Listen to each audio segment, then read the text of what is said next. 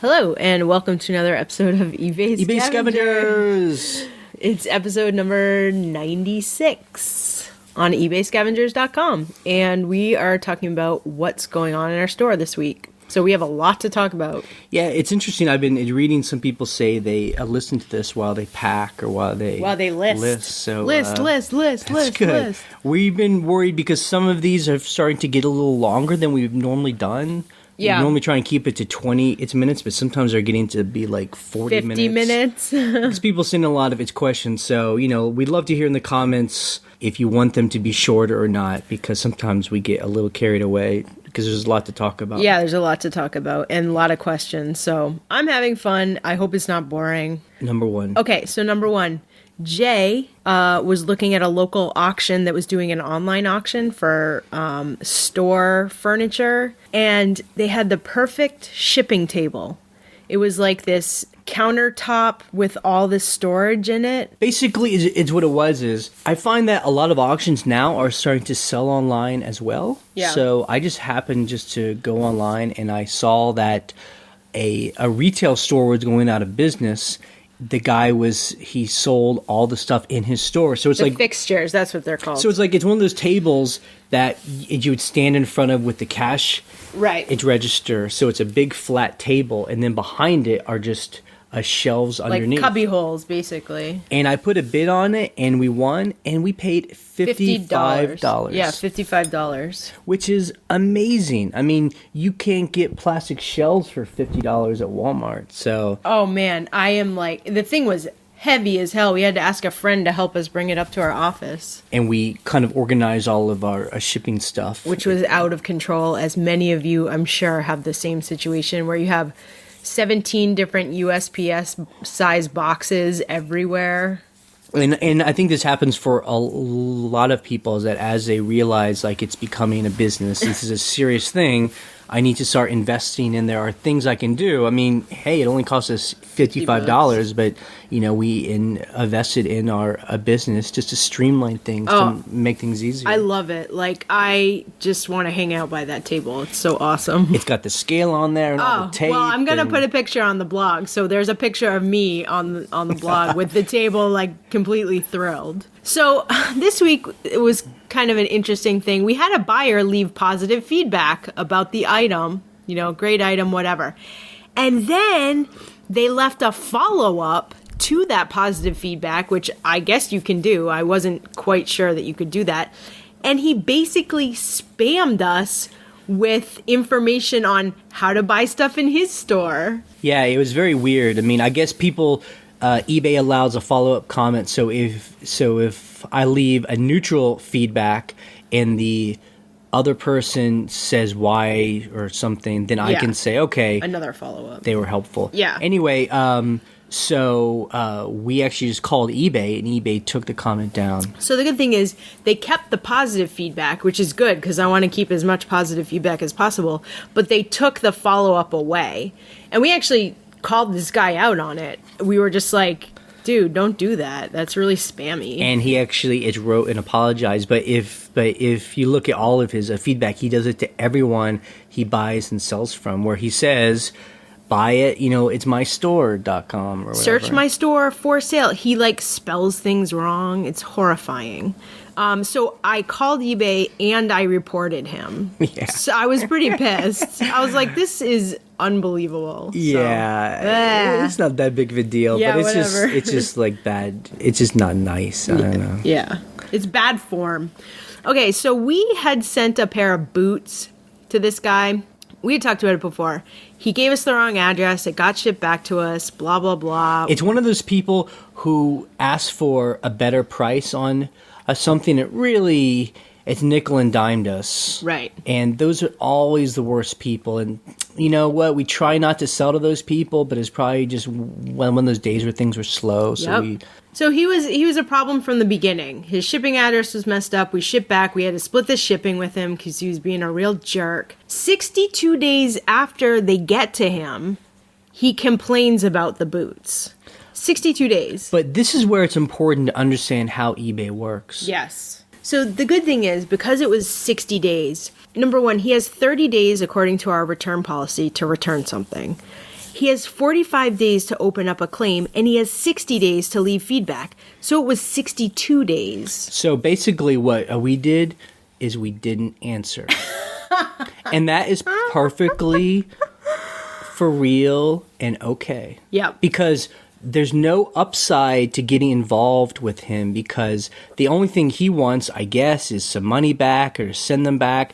These boots are fine because they were almost brand new. Even if there was a problem, he needed to figure out what that problem was within the 60 days that he has. Yeah. 45 to 60 days. So anyway. So that's good. We feel confident that that was the right move for us. We don't usually ignore people, but this guy is ignored. Yeah. Okay, so we had 2 returns this week. One was a very expensive typewriter, which we did not expect to get back because we didn't think that the people would want to pack it back up, but they did. Yeah, I think it's very weird when people send back very heavy items. He bought it because he was part of a play, and they need it for the play, and when they got it, they realized they wanted to use something else. So he basically spent almost $60 to ship it both ways. Right.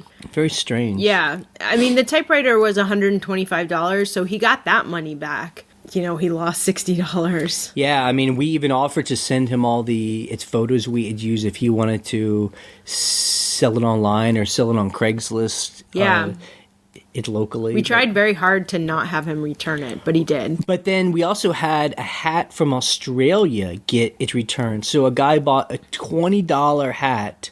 He got it, said it didn't fit, although he didn't complain because we have its measurements. So he paid to ship it back and forth, and he must have spent how much? Minimum $30 for shipping. To send a $20 hat back and forth. The first way was global shipping, so I can't be sure how much he paid for all that. But I saw when he sent it back, it was 14 Australian dollars that he paid to ship it back. And I told him, I said, you do know you're responsible for all shipping. He's like, no problem. I mean, we're always glad to take a hat back or any item back that someone isn't happy with, but it's just strange because in most cases, unless they say we've done something wrong, right, they have to pay for all that shipping. Just very weird. It's strange. I've never had someone that far away be like, I'm actually going to physically return this to you. So that was weird. And then to kind of end the story we've talked about the past couple of weeks, we had a girl buy a jacket. It's from us. She emailed us and said it didn't fit her, even though we had talked before confirming its measurements. Yeah. Then when we said what she was trying to get out of all this, she said, well, I just want to make a special deal with you. Yeah, we were like, okay, fine, it doesn't fit, return it. Right. She didn't want to return it. She said she lived in Taiwan now. All these things. You know, it's very scammy sounding. And so like the other guy, we just then went into a silent mode. She could send it back. Which we stated.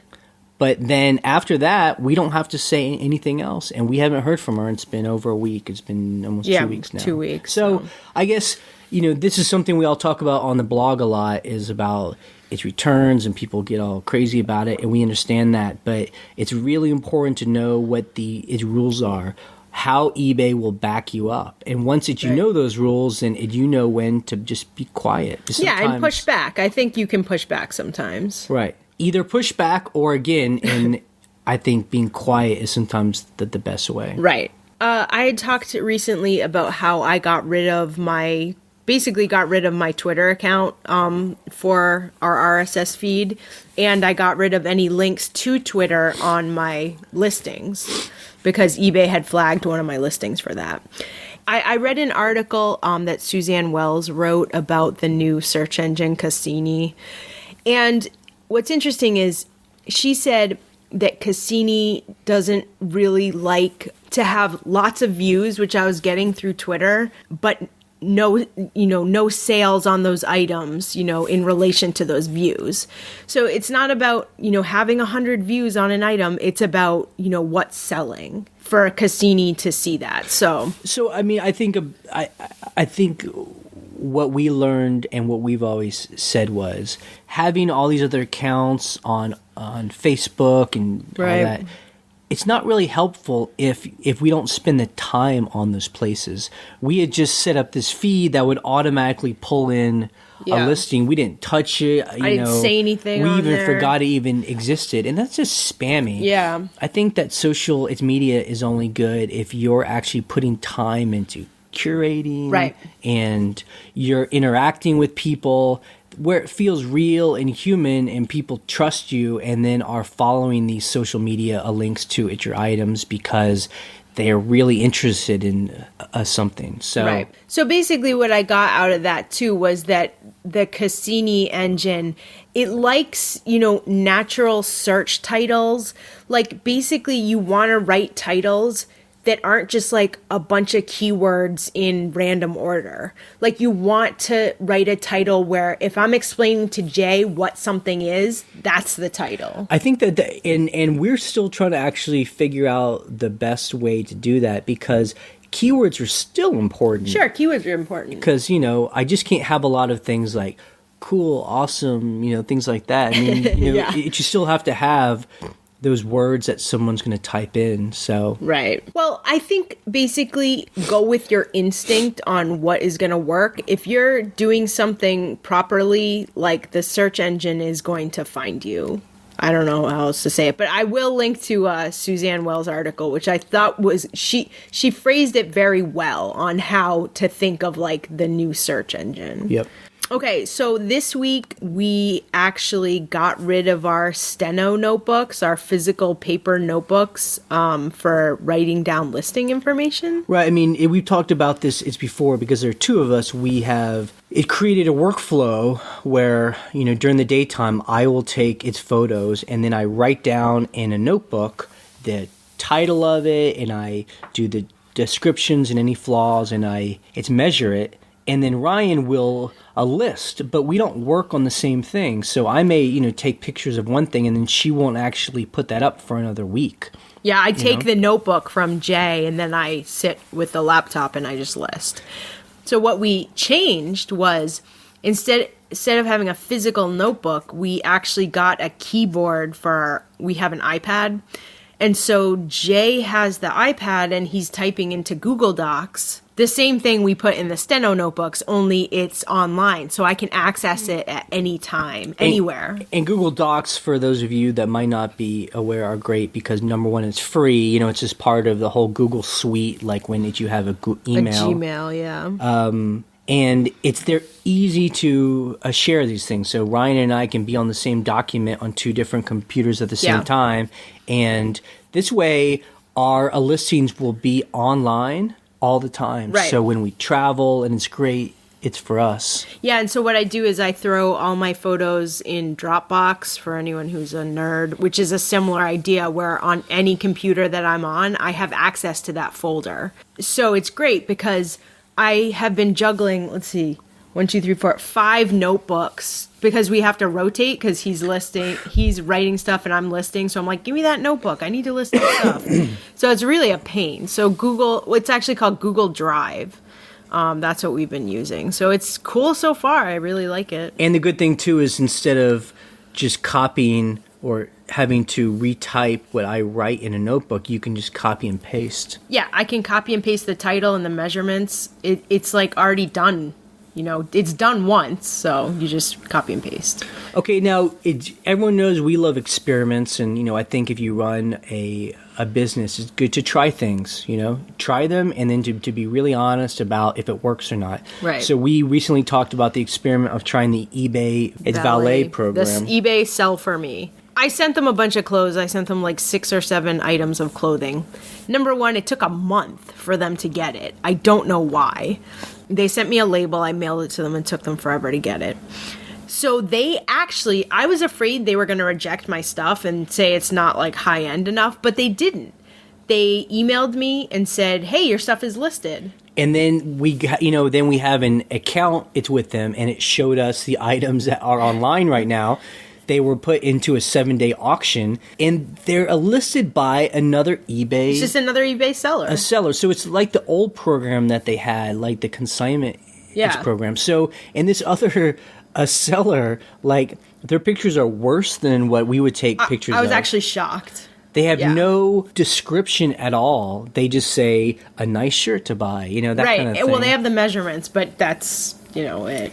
And again, it's just on a 7-day auction, and then if it doesn't sell within that 7 days, then they throw them away because we aren't going to pay to have it shipped back Yeah, to us. it's $10 to have stuff shipped back. I'm like, forget that. I don't want... That was my experiment. I sent them stuff that I thought was, I would sell it, but I'm not, like, going to lose a ton of money. But, yeah, exactly. The photos were not great. They're taking on a mannequin with a white bed sheet behind it, which I know a lot of people use that, but it didn't look great. You can make it look great, but it didn't look great. Plus, they have a ton of negative feedback. Yeah. I was shocked. It's just, we really thought that when they started this new program, it was going to be more like the global shipping program where it'd go to some big warehouse somewhere, and in eBay, it would have standardized the listings, and it would have better handled all this stuff. But really, it looks like the old way where you would send it yourself to one of eBay's trusted partners, which is another eBay seller. A seller, and you get 70% of the profit after fees, and the person who it lists gets 30%. And I just don't know how that other seller makes any money. It just doesn't. Yeah, it doesn't add up. I don't Because know. buying inventory, those of you who are real scavengers know, like, buying inventory isn't the big part of the costs, or at least not it's for us. The big part is just the time. So if you're only just putting time into it and you're getting 30%, it's like, I just don't know how a program like that can sustain itself. I mean, that's why initially I thought they were like anything that retails for 50 or more, and that is not what I sent them. Well, some things were, but then they did actually list it. So, so we'll see when the auctions end. I'm following all the items. We'll see what happens. I mean, honestly, I think eBay's is doing this because, like I've always said, they're trying to tap into its market of the people that would never sell on eBay. Right. But they have a lot of stuff, and they're always taking things to Goodwill because Americans are very generous people. And eBay's like, well, instead of taking it to Goodwill, send it to us.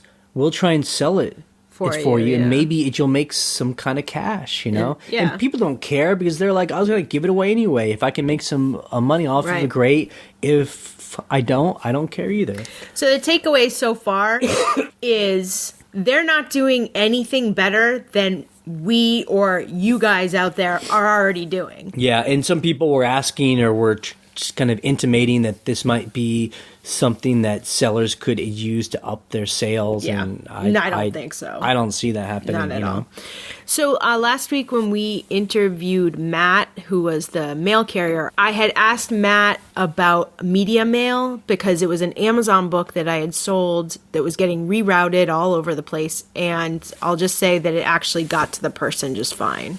I don't know why it was getting all rerouted, but yeah, for some reason it got sent to the wrong state, and then I guess that they had to send it back. It was bouncing all over the place, but it got there. So our fears of media mail being a problem just don't seem to be they're based in unjustified. fact. That was us kind of freaking out a little bit. Yeah. So this week I saw a link to the eBay blog. I think that's where it was. I'll have to check the link again. Where the CEO of eBay was appointed to President Obama's export council. And the reason I bring this up is it's just interesting that, eBay would start really talking about selling to other countries, not just the United States, getting people to have e-commerce really across borders. Or that it's an acknowledgement that the government is actually accepting the fact that things like eBay and Amazon and people who sell online are actually part of the real economy. Right. That people like us are becoming important to making its money outside of the country, Exactly. So I will link to that.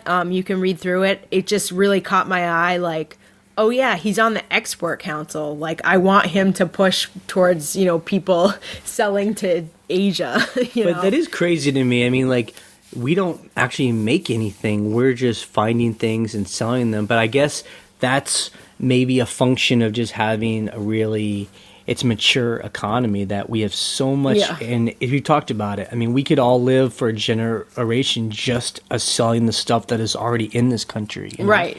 It's pretty amazing, as Yeah. we always say. So I had an interesting email exchange with a listener out there who was asking me about the idea of selling on eBay something that you buy and ship from Amazon. So the drop shipping? Yeah. Okay. It seems to be this weird subculture happening online now where everyone's getting excited about this idea where you can just sit in front of your computer and list items on eBay. And Right. We've talked about it before. Yeah. I mean, we've talked about it several times. Just like quick, fast money and you did nothing, basically. But it was a good email exchange because we could actually kind of like break it down. And we were like, okay, why do we think this wouldn't work? Number one is if it sounds too good to be true, it probably is. Yeah. And then if you Google it, some of its programs, people do a really good job breaking down why it's really scammy. It's like this Right. kind of like Amway Like pyramid scheme. things. Like the only people who seem to be making his money from it are the ones who sell these programs explaining how to do it. Yeah. And what I was just trying to say is this is a lifestyle we have, you know, Right. this selling on eBay, you know, and we're just carrying on the tradition that pickers and, you know, people who go to auctions have been doing for decades or centuries, you Yeah. know.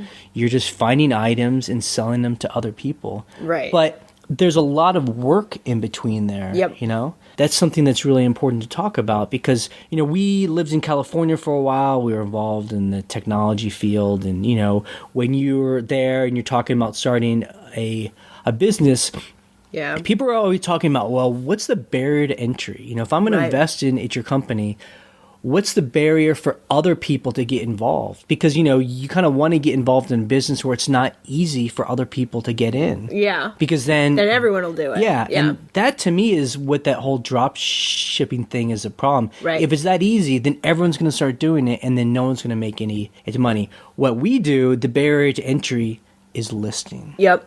Period. That's the bottleneck. You know, and I know everyone who hears this probably struggles. It's with that. It's just not.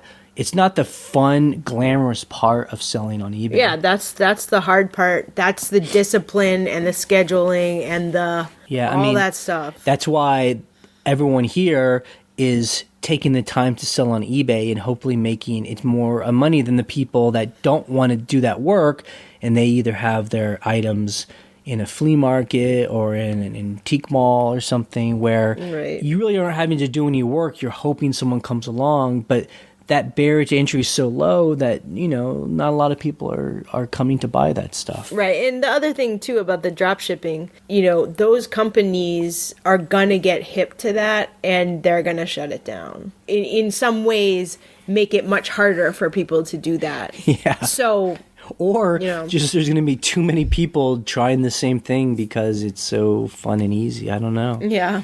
But I guess my point is that if it feels like what you're doing is work, know that that's good. Yeah. That's what keeps other people from coming in Right. and selling the same thing and, you know, bringing your prices down. Well, we say that all the time. When we see other sellers, like obviously other sellers in our usual, you know, thrift store places, you know, we get scared. But we're like, wait a second. There's no way that someone else is going to be on the level we are because no one wants to put the work in. They just aren't. When I say that it's work, I mean, yeah, it's work, but we always have to remember that our work means that we're at home. Right. It's our freedom. We take whatever breaks it's want to take. It's whatever days off it's want to take. You know, I mean, it's self-propelled. Right. And it's a really comfortable lifestyle. And, you know, personally, we like to work. You know, we're Yeah, busy I mean, bees. So Like yesterday, we were taking photos of dresses, which I never ever do because I have to dress up the mannequin and steam the dresses. And like I said, it's a lot of work, but we were doing a bunch of them that had piled up. Once we were done with that, it was the early afternoon and I was like, I don't know what to do with myself. So I like got on my computer and was like doing eBay research. You know, I was like should I read a book or should I like research dresses on eBay? That's what I did till we were like, watching a movie later, but yeah, it's just funny. So, it's just interesting to always think about when we're trying to run a business. It's important for us that it feels real, and it feels solid, and we have some control over what's coming in and what's coming out. And that's why we like to sell it's one of a kind kind of vintagey things that we find. I think we pretty much say that every single week. I think it's but it's very good. It's just good to remind ourselves, and the fact that the money we make, we try and invest it in other places where we'll make we have other streams of income. Exactly. So. Okay. So we have a bunch of questions to answer this week, as usual. And also, we do not mind asking these questions, but, instead of waiting for a week for us to answer them, we always encourage people to get on the blog and ask them in the comments and let other people have a shot at answering them, because I just find those online conversations are it's much more interesting than the way we're doing it right now. Yeah, people have all different perspectives, so that's a nice thing to tap into. So the first question is from Newberg Picker 1889. And they say, my question is regarding storage. Do you pack stuff up once you've listed it and then label it accordingly before anyone has bought the item? Thank you, and I like your podcast. Okay, so hell no, I don't do that. Absolutely not. We know that crossed our mind in the early days, because when you're just starting out, you're like, oh, it's 30 items. I'll just pack them all up and they'll be neatly packed on a shelf. But once you really get serious and you're starting to list 50, 100, 500 items, there's no possible way, number one, you could store that many packed boxes. And then, okay, so the number one thing that other people will know too is someone asks you a question that you didn't answer, you're going to have to unpack that thing. So that's a huge pain. And plus, for me, when I pack things in boxes, it's much harder for me to find them. Even if I wrote on the box, I'm just like, what the hell is in this box, Yeah, really, I don't really see the upside to that. It may make sense. It just, you got to think about as you expand, there's just not the amount of it's room, and it's just a lot of work too to pre-pack everything. I don't think pre-packing things is good. Although we do protect things in plastic bags, or if something is like super delicate or needs bubble wrap. Like lamps, there are certain lamps that will bubble wrap and put in a box but leave it open.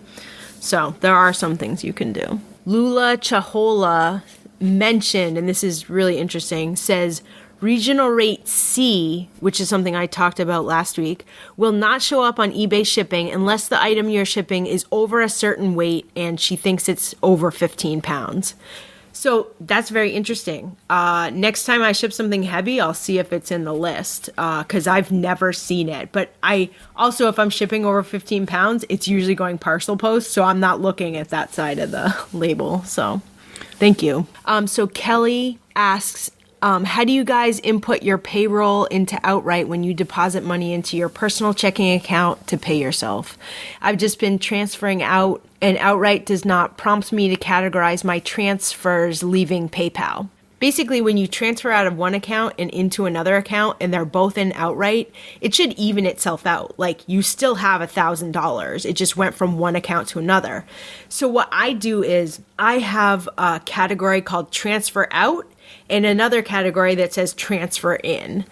So that's all I categorize it as, and that's just how I keep track of it. And also on Outright, or I guess it's now GoDaddy, it's bookkeeping. They have a really good help section, and they also answer emails really fast. So if you have a problem with a service or a question, you can just open up a ticket, and they're really quick to get back to you. Yeah, Jay does it a lot, actually. We're learning the service ourselves, but it really helped us. We just finished doing our taxes, and now we're paying our taxes. So, it was really helpful to get us all the info we needed to give in to our accountant. So Debbie from California wrote to us again about her multiple boxes going to someone in Canada through Global Shipping Program. it was kind of a long email, but I'll sum it up and say the item actually got damaged. So Debbie, I wanted to email you, but I don't have your email address. So my advice is, because it went through global shipping and it probably got damaged by them, you should have your buyer contact eBay and get reimbursed for that item because they broke it. And that is the beauty of global shipping. You got it intact to the Kentucky warehouse. They need to get it intact to Canada. And, I think it was interesting because what we had been talking about was, could she send 2 separate boxes that was really one item through global shipping? And she said that global shipping told her she had to get the boxes into one box. So she actually had to take her 2 smaller boxes and box them into one single box, which we kind of knew is what would happen. Which is kind of a pain for her. We realized that. But so it sounds like when they repackaged it, if that's what they did it poorly and it broke. So Debbie, get your buyer to call eBay and get a refund, because even if he's going to repair it and keep it, they should give him some money back. Yeah, I mean, I was always skeptical of the global shipping program, but our experience has been is once you get it to Kentucky, it's responsible from there on out. So we've had global shipping lose an item or a broken item, and they handle all of that. Right. I say, I got it there. I've proved that I got it there. And that's just another reason why it's really good to really know the rules. I mean, I'm not getting tired of it, but I cringe anytime I see comments where people are like, I heard this thing about eBay and I think it's this. So these weird ideas that people get, I guess, from I don't know forums. Yeah. All I do is I Google it. Or what is eBay policy about this? And then I read it, and that's the final word. Or call eBay. Yeah. That's the thing. I literally have eBay as a contact in my phone, in my favorites. Right. And anytime I have a question, I'm like, I just call them. Yeah, we can't run our business based on maybes, ifs, possible. I need to know the answer. eBay is a corporation with rules, and so we need to know those rules. And then once you know those rules, then you can work, it's within them. And, sometimes we'll eat the problem, and sometimes it's realized, according to eBay's rules, it's on them. Right. So in this situation, get your customer to call eBay and say, I had an item broken in global shipping and I want a refund. The chronicler, who asks something pretty much every week, has a question. We really love the interview regarding USPS. We love our local postal workers.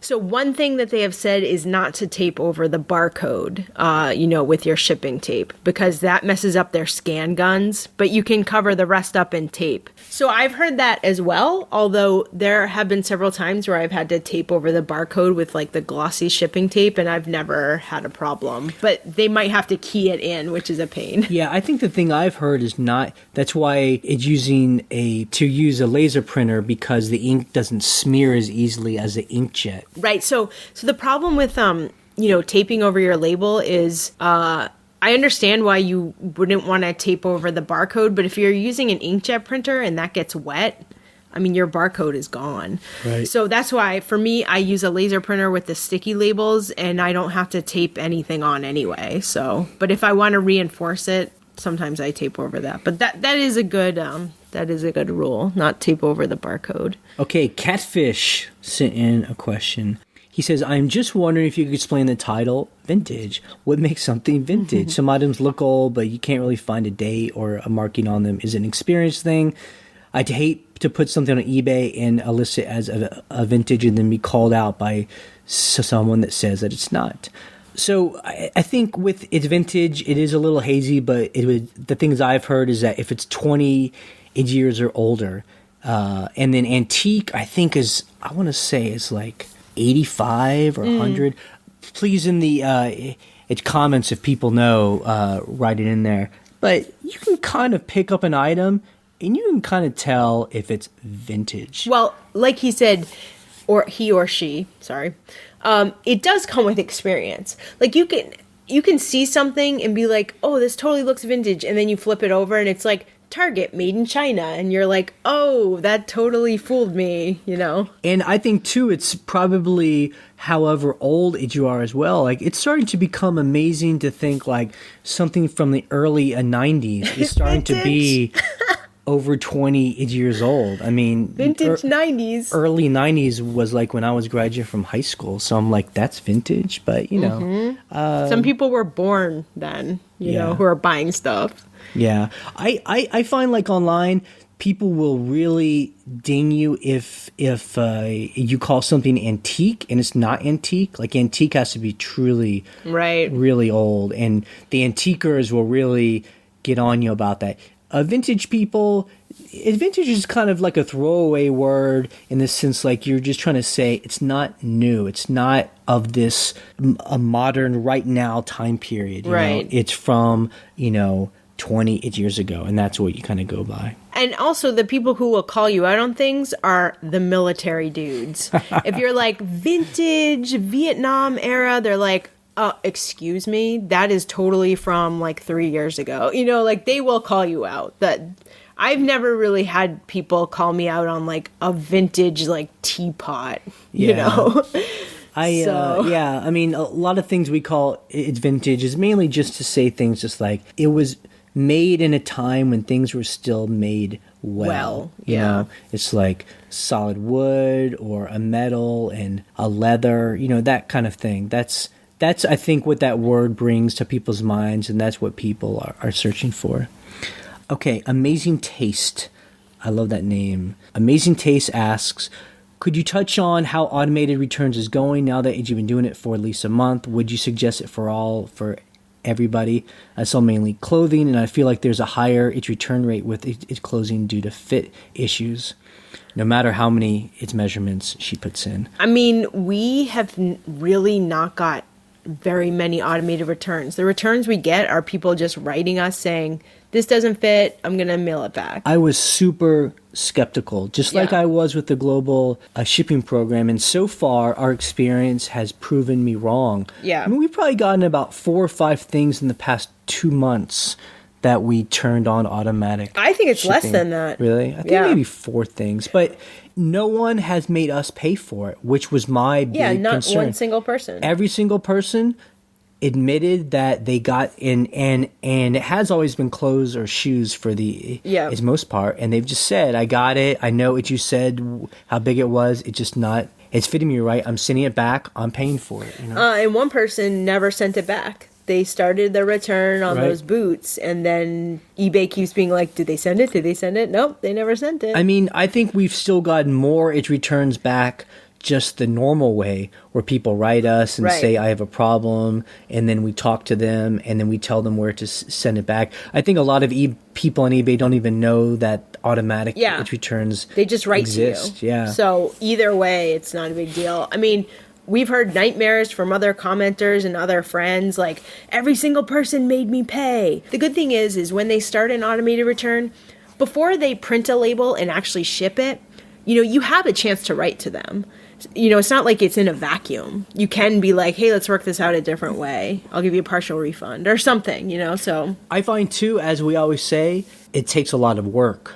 If you list items properly with a lot of photos, with the sizes, with the descriptions, and you say any flaws, if they complain and what they complain about was on its listing, you can appeal to eBay. Yeah. I mean, we still accept its return, but our thing is we don't want to have to pay for shipping. For a shipping, because then we lose money on that sell. If they send it back, we just don't make anything. We just have to resell the item. So that's why it pays off to do all the work up front, because then it covers our ass. Because, it prevents you from I mean, it's like once every 4 months, I mean, maybe even 6 months, where we have an item where we did something wrong, where someone's like, you didn't say this, and we're like, yeah, you're absolutely right, and we have to pay for the shipping. It happens very rarely. So far, automated returns has not been a big deal for us. In fact, it's used very rarely. Yeah, so, global shipping and the automated its returns, I'm a fan. I mean, it's been fine. It seems to work, So we have a question from CES again. And they said, after getting burned when I offered free shipping and had to pay a lot to ship to Hawaii, I always exclude Alaska and Hawaii and U.S. protectorates, APO and FPO, when I offer free or reduced shipping. Just curious whether I lose a lot of buyers doing that. How often do you sell to those places? Number one, no free shipping. That's it. That solves your problem. Anyone in Alaska, Hawaii, Virgin Islands, APO, they need to pay for their shipping. The good thing is all those places have USPS rates. So if you're sending something flat rate, it's the same price to all those places. Or they do it by weight and it's, way cheaper than, international shipping. So that should not be a problem for people who live there. They understand that. So yeah, I ship to those places all the time. I shipped to someone in Hawaii last week. I shipped to someone in an APO last week as well. I shipped to Alaska. But again, we don't do free I don't do free shipping. And you know what? I know some people, they will defend free shipping tooth and nail. You can't talk them out of it. And that's great. If it works for you and if you feel like if you sell a lot more, that's cool. Our experience has been free shipping is only a headache. Yeah. We lose. I feel like every time we lose money on free shipping, I'm like, it's this guy. It makes me question it. It makes me kind of angry and upset. Yeah. So it's like, I don't want to be like that. I charge the item a price for my item, and the shipping is not a money I make. It's profit. That's just the cost to get it to you. I guess I could be sneaky, or I don't know if it's sneaky, but people always say just build the price of the shipping into the item, but then it's not really free. It's not free shipping. So it's kind of like this weird psychological thing. And like I said, we like to build a business that's solid. And so we had the price of our item and then the price to ship. And if someone needs that psychological hit that they're getting free shipping, then they just don't buy from us, and we're good with that. And yesterday I had a pair of shoes that I had listed, these vintage boat shoes, and this guy from Turkey kept writing us, oh, I need it cheaper shipping, because they're not part of the global shipping program. So he was trying to get us to lower the shipping price. And I'm only shipping priority international now because first class, forget it. It's unreliable. Because we wanted to make sure there is tracking and insurance. Yeah. Over the full course of the day, finally I just said, look, there's no lower price I can give you on these shoes. I'm sorry, I can't help you. You should buy from someone else. And then he bought them. Yep. So, he wanted it bad enough. And once we were strong about it, or, once we kind of stood our ground in a very nice, professional way, he was like, okay, I'll buy them. And then he says, I've been looking for these shoes. He is size 11 feet. So, where is he going to buy these vintage shoes? And, And he said he checked online about prices, and he's like, oh, the post office upped their prices recently, which they did in January. So, it's, we said, I'm not gouging you on shipping. This is how much it costs to ship to Turkey, Yeah. So that's an interesting aspect. If you're just like, the shipping is what the shipping is. I mean, we'll say to people, buy from someone else, which sounds crazy, but I don't want to deal with people who are going to nickel and dime me on that. So. Yeah. Okay, guys, this was it for this week. It's been another week. Yep. And next we have an interview with Van, who is the curator and the blogger at thriftcore.com. Many of you have seen her blog. Yeah, and we wanted to talk to her because, number one, she has a cool blog where she really kind of shows the best of what a vintage is. When we go out there and we talk about one-of-a-kind items, just check out her blog.